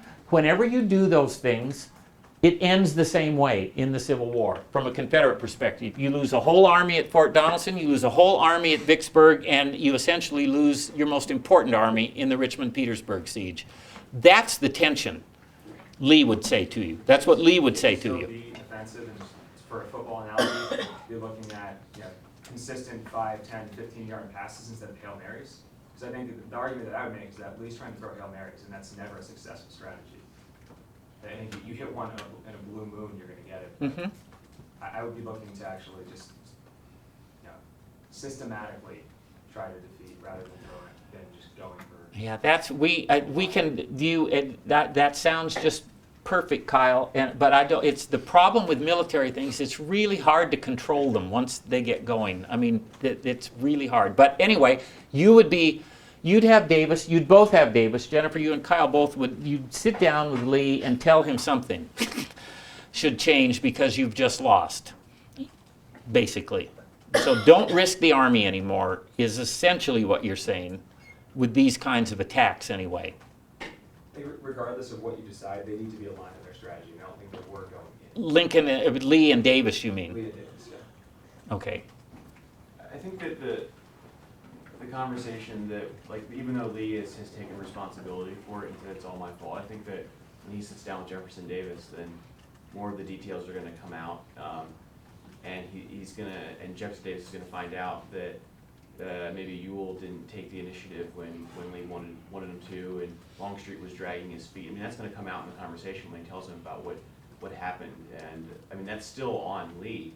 So I think the conversation that I would have with him if I was Jefferson Davis is, hey, you need to adjust your management style to fit your subordinates. Give specific orders. Yeah, if your subordinates aren't doing what you want right now, you need to figure out a way to do it. Because I mean, I trust your military judgment, but if you can't control your subordinates to execute that military judgment, then you need to work on that. We talked last time briefly about the fact that Lee wrote different kinds of orders in the Overland campaign, the next major campaign, for everybody but Longstreet. Just, he was much more specific, much more, I want you to do this, this, this, instead of I want you to do this and you sort of work it out. He didn't do that anymore with the subordinate command that he had later. Alex. To what extent did Davis was he in touch with those subordinates, Longstreet and Ewell? Well, he not so much in touch with Ewell. Longstreet had access to Davis. Longstreet had real stature in the Confederacy. He's the senior corps commander in all of the Confederacy, not just in Lee's army. But what happened? Do any of you know what happened in Lee's army later in the summer? And this actually speaks to an outcome of Gettysburg that at least could be interpreted as being sort of judgmental on Lee. What happens to Lee's army after Gettysburg later in the summer?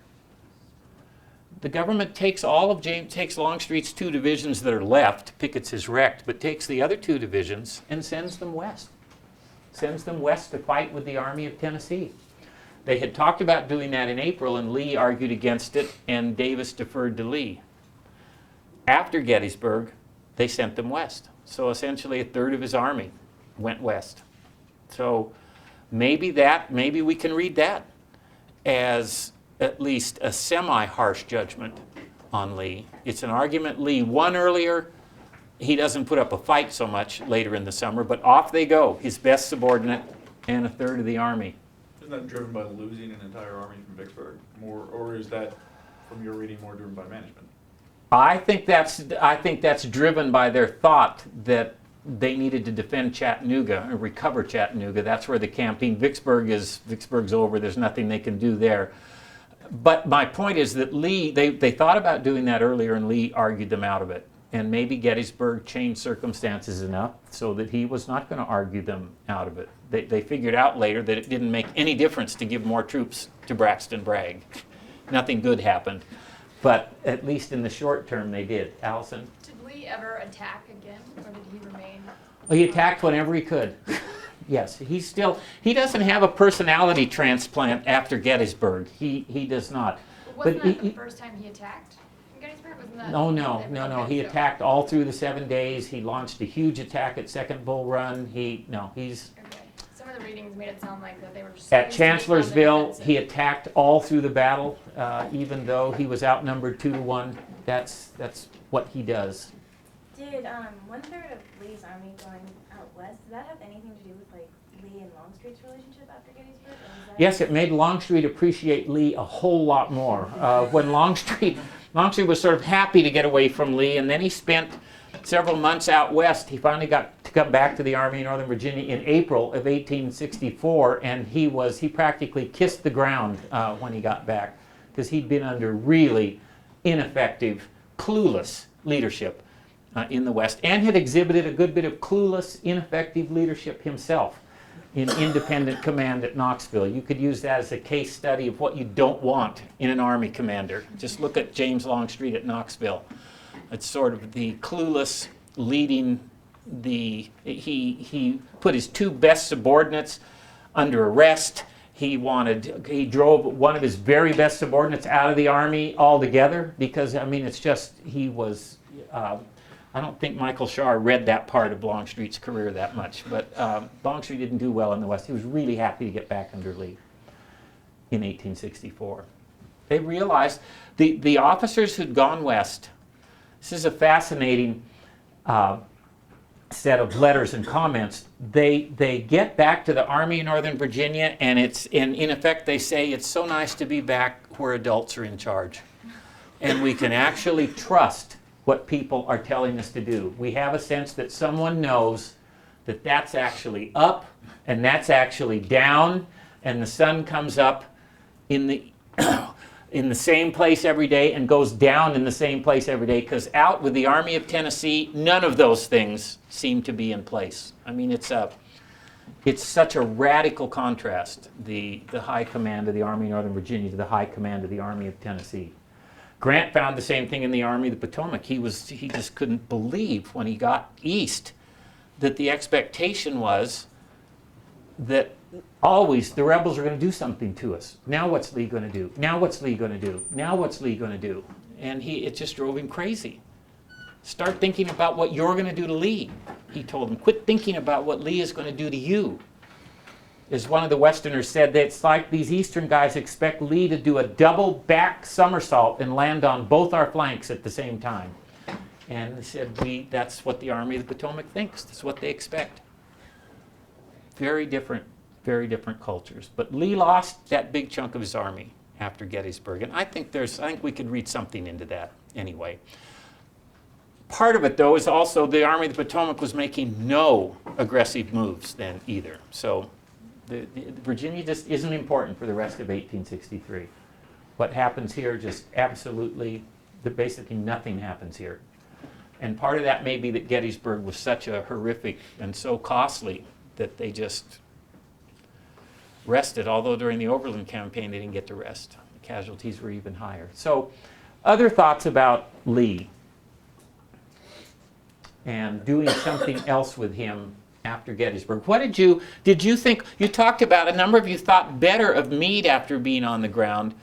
Did you think, I'm inferring that you thought even less well of Lee's aggressiveness after being on the ground and seeing the ground. Allison? Yeah, I used to support Lee's decision for Pickett's charge, and then when we were there, I was like, that's just stupid, why would you? Pretty hard to do, isn't it, when you're standing there and looking. Like, I used to say, oh, you know, the morale of the troops and all this, but then when you're down there, I was like, I would never do that.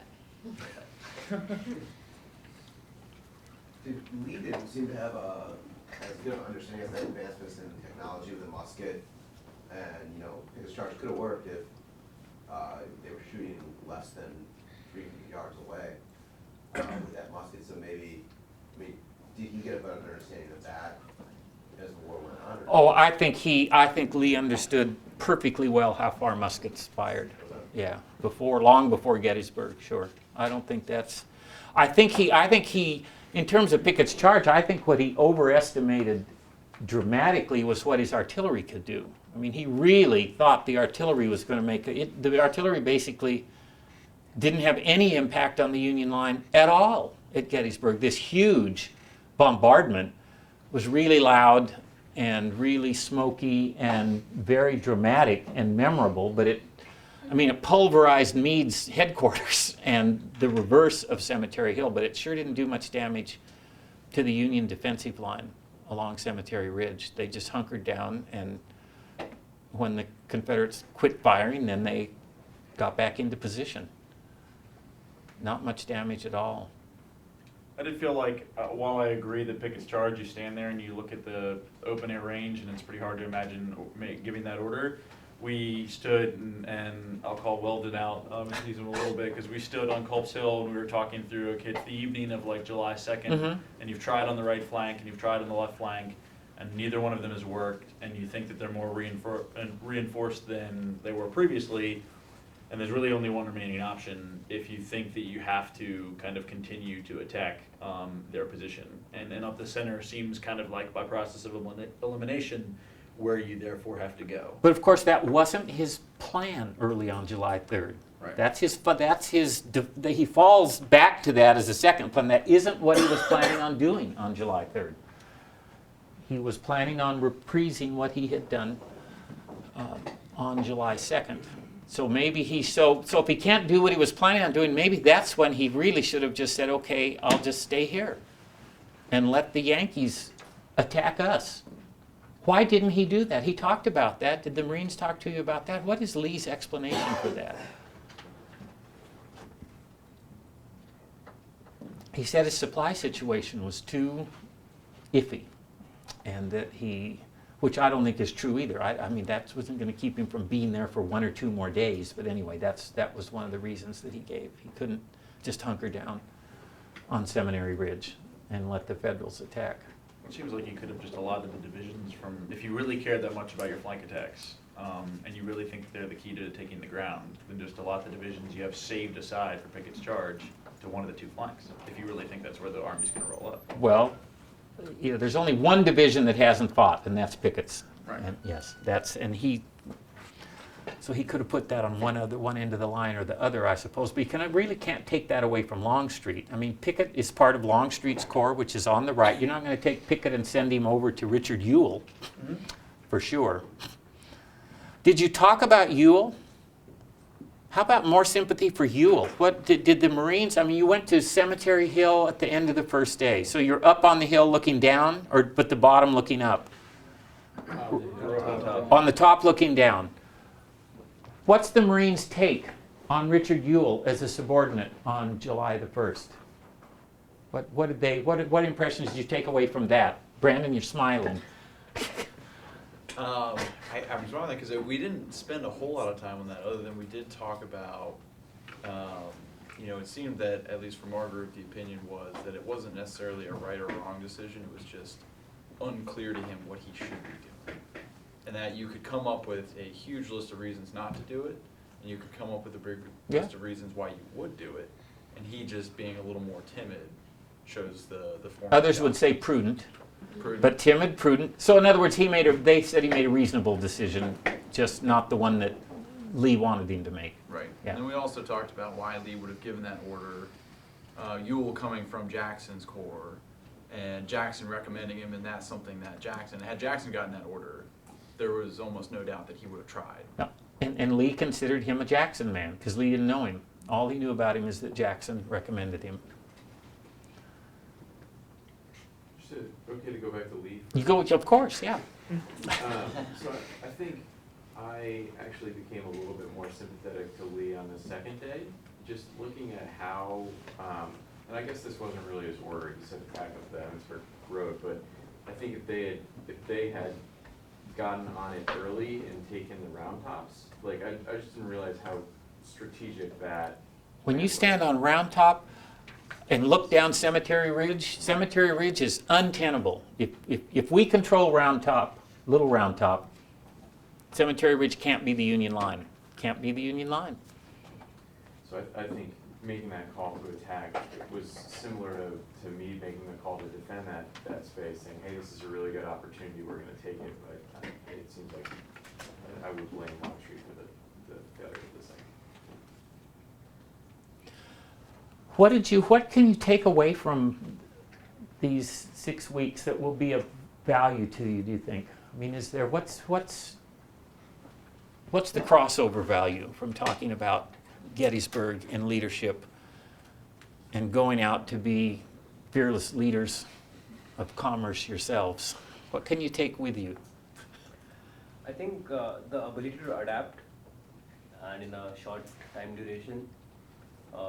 I feel kind of Lee initially showed that lack of adapting when his subordinates changed, and that led to some of the issues, but subsequently also showed fast adaptation in terms of the way he started then addressing his communication and lots of different things. So just being able to do that even when everything is going for you, is it still that is something that has worked in the past still going to work, and constantly questioning that, something that I took away. So in other words, it's really important to know your subordinates on one level at least, to know what you can and can't. Knowing the subordinates and communication are kind of two different parts of it, but simply saying, what the way I've been operating right now in general across different facets, is that going to work now? Has something changed? Maybe my subordinates, maybe the enemy. Because I think throughout, Lee also gave very little credit to Meade and Union Army actually being able to defend themselves. I think that's something we haven't really talked about, and it isn't just Lee. I think from Lee down in the Army in Northern Virginia, they didn't respect the Army of the Potomac as much as they should have, probably. I mean, they had reasons not to. It's like if you're, anyway, it's, I was going to say it's like UVA playing Division II teams in football, but we don't always beat them anymore either. But if you play some team and beat them 19 times in a row, you probably aren't going to take them as seriously as you should. But I think that's a failing. I do think that was in place in Lee's Army. Luke? I think just the appreciation of seeing things through your own eyes versus studying them or reading about them in an office or classroom, versus actually being there in a different perspective that might give you a decision where you may criticize a subordinate for or second guess someone for when you walk down there, and kind of looking at it from their perspective, your mindset may change. For me, the impact of taking the initiative, like with me always like trying to flank him or almost doing the first move. I mean, I think that's very powerful and it puts you in the front foot, and then it took a long time for me to react to that because he wasn't in the habit of doing it. And I think that's what I took away from it. That's important in the corporate world as well. The first move at one. Kind of concept of command directives and how you can, if used properly, you can actually kind of instill strategic thinking from the top all the way down to the bottom. So, for example, not just saying you take that ridge, but take that ridge to stop the enemy from being able to reach our supply lines. Right. So if you're always sharing with your subordinates, also your higher up, what the strategy is, why something's occurring, and then kind of encouraging that culture of information sharing, and always kind of having sharing information, having these scenarios like back and forth. So just that that up-down communication really kind of encourages that independent thought that's necessary, in moments of split-second decision making. Did Meade have better information, do you think? Did the fact that he talked to subordinates give him better information than Lee had? Because that would seem to be a major weakness on Lee's part, and a major source of having more data to bring to bear on what he decides to do on Meade's part. I mean, Lee did talk to subordinates. He talked to Ewell and Early and Rhodes on the night of the 1st. And he talked to Longstreet every day, but maybe he was talking and not listening, and maybe Meade listened more. I don't know. I don't think it was the amount of information. I think it was how he dealt with it. Because I think, it sounded like Meade kind of already made up his mind on that first meeting, with the war council anyways. But I think the fact that he listened and had that attitude, the right attitude about it, made the difference. He'd made his mind to stay. Right. If they'd all said we should attack, then he would have had to rethink that. But of course, nobody said that on the night of the 2nd. Nobody said let's attack. With the information, I don't know exactly what kind of that Lee had, but I know the Marines made a point about talking about Meade having intelligence from investigating or interrogating prisoners and just alternative source of information. I thought that was something interesting too, because you can go with the mainstream source of information, but in terms of business, you and your competitor will probably likely have the same analyst reports or market research, but to be able to come up with some different avenue of information that you can exploit that someone else doesn't have, whether it's proprietary or not, would be a pretty big advantage. Both sides, prisoners are always a source of information. What they couldn't be sure of a lot of times is whether they were a source of actual information or whether they were telling them something. They were messing with them when they told them things. Yes? So for me, the biggest takeaway is having the right team and right people in your team, because I feel that yes, Meade and Lee were the most important people and they had generals, but really on the field they didn't have a lot of impact. No. Because the generals that were there with the armies were really the ones that were making those immediate decisions. And you need to have people that you can trust and that you can rely on, that they are going to do what is the best for the team. I thought that the really large negative impact, emotional impact on decision making that the sunk cost had was interesting to see, and I think that's something that we can take with us. It's you could see decisions being clouded, decision making processes being clouded by such a large sunk cost, and it getting very emotional versus rational, and kind of losing some of the logic and systematic approach that that they probably started with strategically, just because they had lost so many men, and they didn't want to lose them in vain.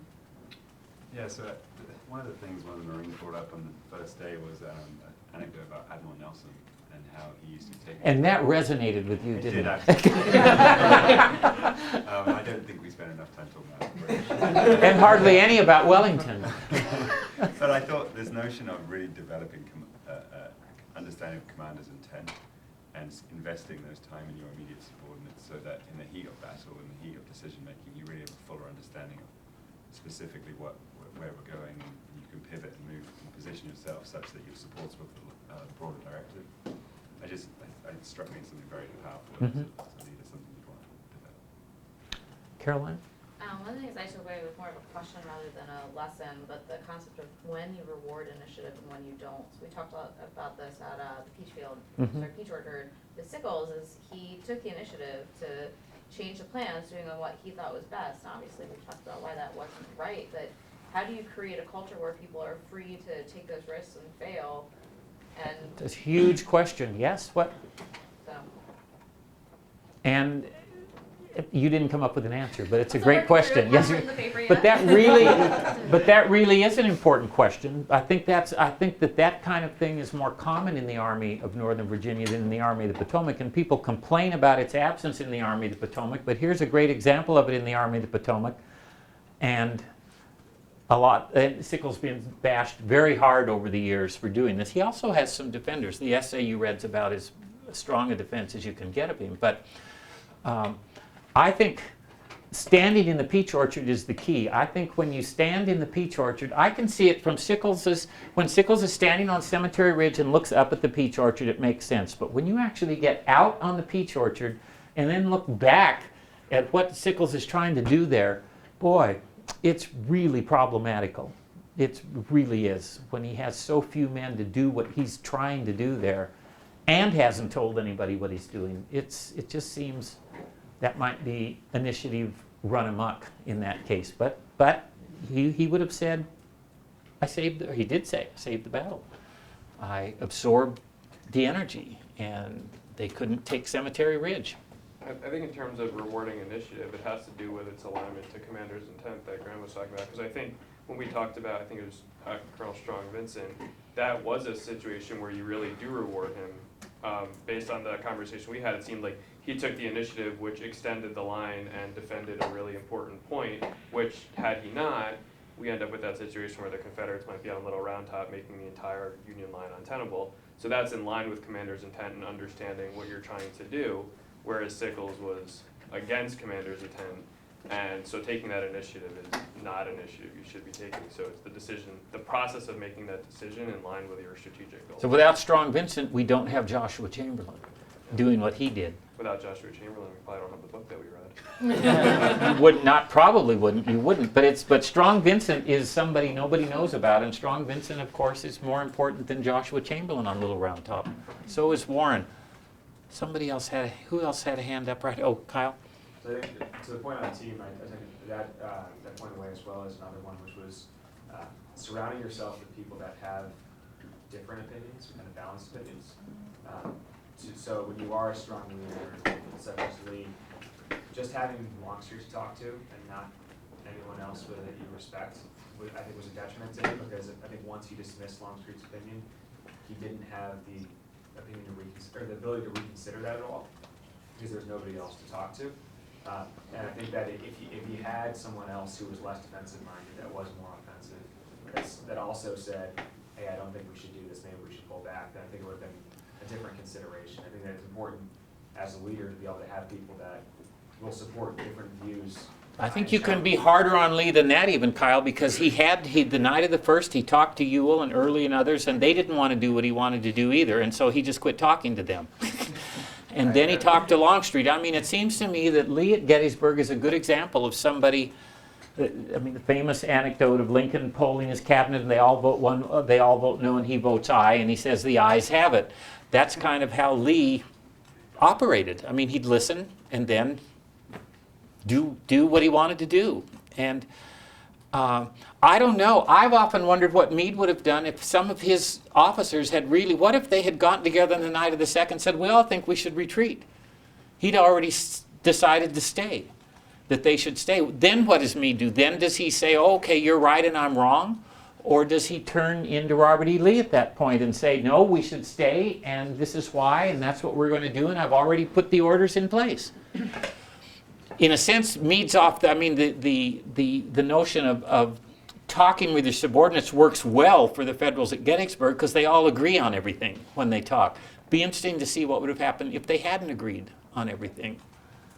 I'm just curious, we had this conversation on, I think, the battlefield. I'm curious as to what insight we might have as to like whether that was truly a democratic process or not. I mean, I think we've all been in corporate situations where maybe you have a meeting where everybody's voting, but all of the decisions have already been made prior to even coming to that room. So I wonder if you mean in Meade's Council of War? Yeah, like you talk to a few people and you already know the way the vote's going, so you feel comfortable calling the vote because it's already been decided.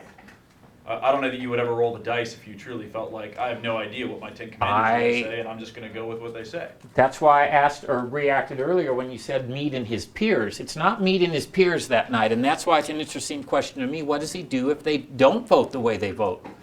If they don't vote to do what okay, we're not going to attack, he agrees with that. We're not going to retreat, he agrees with that. We're just going to maintain our line, he agrees with that. It's a good meeting, good council of war. I don't know what an actual vote would have led to there. I guess, part of the point is I don't think there was ever even that chance because I think he sat down with like his most important people before and said, what do you guys think? Oh, you think we should say, great, you're going to say this in another hour from now. So like the question of whether or not they all would have voted no, like I just don't even see that. So it's not really a council of war. No, it was a like Michael said, a well orchestrated meeting where he was basically able to point to people, they all say what he knows they're gonna say, and the council of war is this. That's a perfect meeting, and this is how you should all run your meetings. I was the head of a big history department for a long time, and I never called departmental meetings if I didn't know what the vote was going to be. It's nice that if the vote isn't going to be what you want it to be, don't have a meeting. Have it later, when you can maybe change the vote, but never be surprised in a meeting. Don't go into a meeting and go, oh my God, I thought the vote was going to be the opposite of that. That's when you should be fired, right then. If you're in charge and you have no idea what's going to happen in a meeting, and you get sideswiped in a meeting, there's something wrong. And I think Meade probably was pretty confident of what was going to happen in that meeting. That doesn't lessen my interest at all in what would have happened if he'd really found mixed counsel. Then would he have actually said, let's count the votes? Oh, 5-4. This is what we're going to do. If word of that got out, I think Lincoln's estimate would have dropped even more about Meade. I think to that point, like when there's a variety of opinions. I think it's those one-on-one meetings where you change people's minds. Sure it is. Rather than go into the big meeting. And if you can, ideally you delay until you have the vote, but I think in this situation when you don't have the vote, I think you still continue the discussion and try to orchestrate a way where you push a lot of the positive opinions to try to sway people kind of with a group mentality before ever conducting the vote. But he had a good consensus going in. I mean, it really is it's a pretty like-minded group that was getting together in the Lester House that night. In one scenario where I've seen it be effective, and like more in the boardroom side, is the one thing that people react to very negatively is even if you've already talked to everyone individually, if you come into the room and say this is the answer, they hate it. But if you at least let everyone express their opinions, you ask thoughtful questions, you get all the information, and then you say your answer but support it with everything that's been said, people at some point do respect that leadership opinion as long as you take into consideration. Well, and it gives them a piece of it.